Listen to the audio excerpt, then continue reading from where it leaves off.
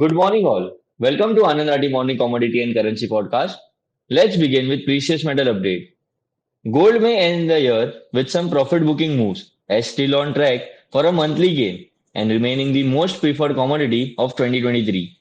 Overall sentiments to remain positive for the coming month as traders continue to aggressively bet on rate cuts by the end of next quarter.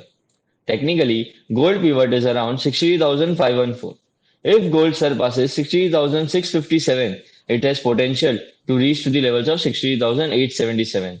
Conversely, if it falls below 60,121, we might see downside to the levels of 62,901.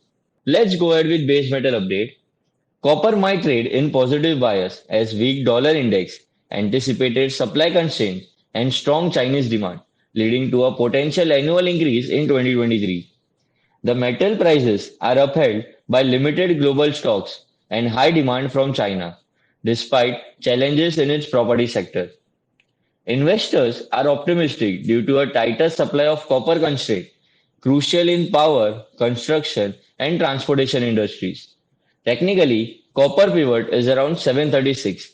If copper breaks above 738, we might see upside to the levels of 741.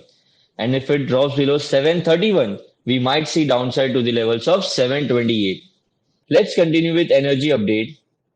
Crude oil futures have once again come under pressure as supply threat from Red Sea attack faded and demand concerns and surplus supplies came into focus as the year 2023 comes to an end. Despite sharp draws in crude oil inventories, markets remain concerned about the record US production and rising non-OPEC supplies. Technically, crude oil pivot is around 6,093. If crude oil rises above 6,140, we might see upside to the levels of 6,216. And if it drops below 5,956, we might see downside to the levels of 5,880. Let's talk about currency.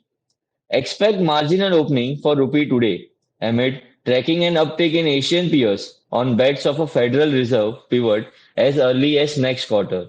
Since last month, Asian currencies have been propped up on expectation that slowing inflation will allow the Fed to cut rates several times next year. It has been a different story for the rupee, with the currency up about only 0.1% in this period, thanks largely to a central bank that has insisted on a narrow range. No major event scheduled today. That's all for today's podcast. Have a successful trading day.